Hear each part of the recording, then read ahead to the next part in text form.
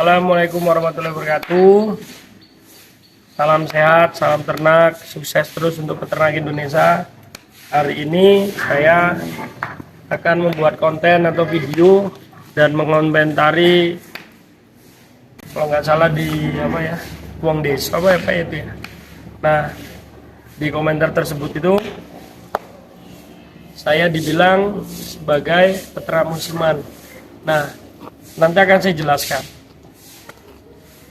Jadi, dan nggak lupa juga hari ini saya nggak pakai kaos hitam yang berkerah, bro. Ini pakai kaos lembu Benggolo Sidah Mulia. Nanti siapa tahu ada yang kepingin ini, bisa tuh tanya sama Mas Mimin, nomor teleponnya di deskripsinya. Murah, bro, 100 ribuan. Dan saya akan mereview ini, bro. Nih, sapi yang baru kita dapat dari daerah kita juga, masih wilayah-wilayah di Jawa Tengah. Ini namanya Rajes Bombong, daerah Purbalingga kemarin saya ambil. Petaninya alhamdulillah perawatnya lumayan lama. Oh ya, intinya jadi gini. Inti dari apa yang mau saya bahas itu seperti ini. Pak Joko itu komentarnya itu, Pak Joko itu emang peternak musiman. Iya, bener. Karena saya punya prinsip dalam beternak itu harus punya dua karakter. Yang pertama peternak hobi, dan yang kedua itu peternak musiman. Maksudnya peternak hobi itu apa? Peternak musiman itu apa? Maksudnya gini, kalau peternak hobi itu seperti ini. Dia membeli sapi, merawat sapi. Dia tidak peduli kapan dia mau dijual, kapan berapa lama dia harus merawat. Karena kalau peternak hobi itu bisa 2, 3, 4 tahun seperti saya ini. Sapi-sapi besar saya ini hitungannya seperti Arjuna Boy. Ini udah saya rawat hampir 2 tahun, 1,5 tahun lah. Seperti petung. Ini sapi putih juga. Jadi saya rawat sudah lumayan lama. Nah, kalau saya peternak hobi, itu berarti ini saya udah nggak mikiri pakan. Yang saya pikirin, saya senang, saya merawat, saya kasih pakan, saya berikan sesuatu yang membuat sapi itu nyaman dan perkembangan tubuhnya bagus. Nah, itu namanya peternak hobi. Beda dengan kalau saya peternak musiman. Kalau saya peternak musiman, saya itu harus memperhitungkan kapan saya beli sapi dan kapan saya harus jual sapi. Contohnya gini, dalam 1 tahun peternak sapi itu ada 2 musim untuk menjual sapinya, dan harganya ya cukup realistis, lumayan mahal. Di saat pertama itu Idul Fitri, di saat kedua itu Idul Adha. Nah, kalau untuk Idul Fitri dia dominan ke daging, berarti saya harus beli yang otomatis perawatan penggemukan selama 3 bulan. Bobot awal saya beli itu sekitar 500 sampai 600-an. Nah, nanti begitu Idul Fitri, insya Allah kalau kita memaksimalkan perawatan itu bisa mencapai kenaikan bobot 100 kiloan selama 3 bulan. Untuk musim Idul Adha, saya beli harus 6 bulan sebelum hari H atau hari Idul Adha. Jadi harus tahu kapan saya beli dan kapan saya harus jual. Itu namanya peternak musiman, bener. Nah, kalau saya 2 karakter, saya peternak hobi dan saya peternak musiman. Kalau sistem penggemukan, jadi harus tahu kalau sistem penggemukan. Kalau sistem breeding beda. Sistem breeding beda lagi. Ada sapi-sapi kita di belakang sana yang khusus untuk breeding atau untuk anakan, untuk beranak. Jadi saya beli sapi betina, saya bikin dia hamil, setelah hamil saya rawat, setelah hamil dia melahirkan, setelah melahirkan berapa bulan saya harus jual, itu nanti hitungannya sendiri. Nah, kalau untuk penggemukan itu memang kita harus punya 2 karakter, peternak hobi dan peternak musiman. Karena kalau kita tidak mengerti kapan sapi kita beli dan kita jual, ya kita akan secara kos secara pengeluaran kita akan rugi besar.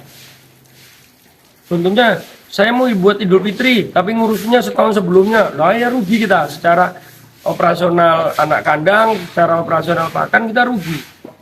Makanya kita harus tahu,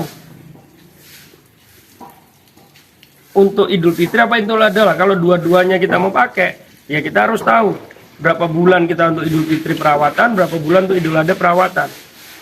Kalau untuk Idul Fitri, ya 3 bulan cukup, atau 4 bulan. Untuk Idul Adha, ya harus 6 bulan. Karena apa? Nah, satu sisi lagi, kalau kita mau di Idul Adha, kita harus lihat kondisi juga, situasi juga. Harus tahu pemasarannya juga. Kalau di Idul Fitri udah jelas, pedaging. Ya kan? Pedaging, untuk paling penjagal kita jual timbangan kilo. Kita harus tahu sapi pada waktu itu sapi mahal atau sapi murah pada waktu kita beli untuk Idul Fitri. Kalau sapi murah kita beli, kita rawat beberapa hari untuk musim Idul Fitri. Nah kalau Idul Adha, kenapa 6 bulan? Karena kita harus beli harga sesuai harga standar 12 juta, 13 juta, supaya di Idul Adha bisa jual di angka 19 juta atau 20 juta. Dan itu dilihat lagi, cara pemasaran kita di Idul Adha itu mau yang high atau high class atau yang standar atau ekonomi. Nah kalau high class kita beli yang besar di saat murah, dirawat lagi untuk bisa dipasarkan secara high atau secara yang di atas 1 ton atau 800 900-an. Kita lihat pemasaran kita lah. Jadi kalau untuk yang ekonomi kita beli yang harganya ya harga standar, nanti diukur selama 6 bulan atau 5 bulan kita bisa jual di harga ekonomi. Contohnya umpamanya biasa tuh masyarakat tuh 3 juta kali 7, berarti kita bisa jual 20 sampai 21 juta. Tapi kalau sapi-sapi pertonan seperti nih Rajes Bombong, kita beli harganya udah terlalu tinggi, jadi kita jual untuk high class ya dengan harga tinggi. Yang contohnya kemarin tuh pisang geni yang pada waktu dibeli sama Irfan Hakim. Jadi harus memahami.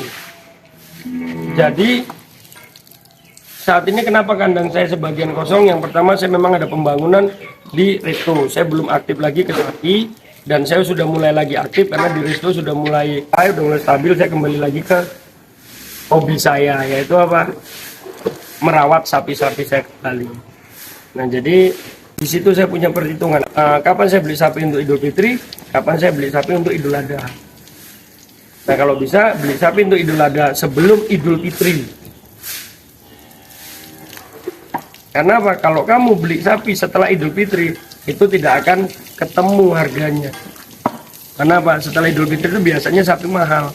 Pasaran itu mulai bergejolak.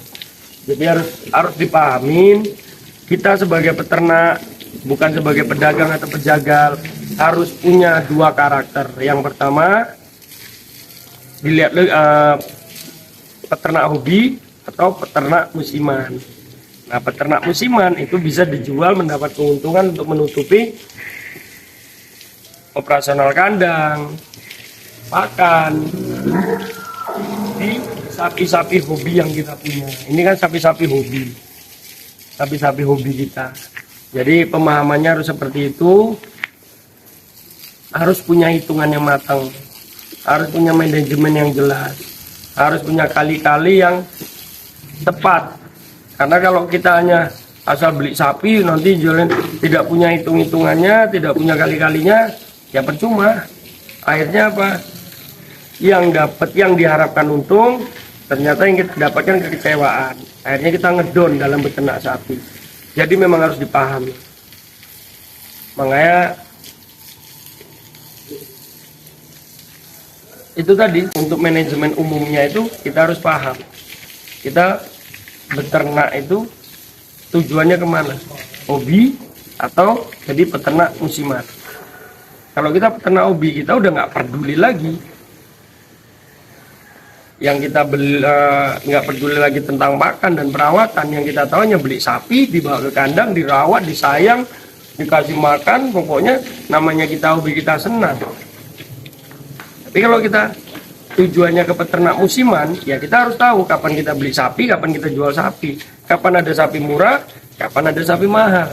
Jadi nggak bisa kamu beternak sapi asal aja beli sapi, padahal baru masih 8 bulan atau 9 bulan lagi, padahal operasional kandang perawatan selama 8 bulan, terus kamu jual di Idul Fitri, nggak ketemu. Harus ada perhitungannya, kecuali kita hanya 1-2 ekor. Kalau udah kita sampai kapasitas kandangnya sampai 90 ekor. Kalau saya hajar 1 tahun sebelumnya atau 8 bulan, 9 bulan sebelumnya saya sudah beli sapi dan saya jual di Idul Fitri dan saya jual lagi ke Idul Adha, nggak ketemu. Dulu iya. Sebelum saya mengerti secara manajemen atau perhitungannya, iya. Sekarang begitu saya pahamin bagaimana cara memanajemen, cara mengatur kandang dan lain-lain, nah itu saya perhitungannya di situ. Insya Allah doakan saja saya sehat dan dalam waktu dekat sebelum Idul Fitri atau beberapa bulan sebelumnya Idul Adha kita sudah lengkap lagi dan penuh lagi sapi-sapinya. Amin. Dan tetap semangat, tetap selalu berpikiran positif, selalu punya hitungan, dan selalu menjadi yang terbaik. Kata terakhir dari saya, hiduplah untuk kehidupan dalam kurung bermanfaat. Jangan hidup hanya untuk menunggu kematian dalam turun tidak berguna. Oke? Inilah sapi-sapi kita. Insya Allah di Januari kita akan terjun di kompetisi APPSI 2023. Salam ternak, salam ngarit, sukses peternak Indonesia.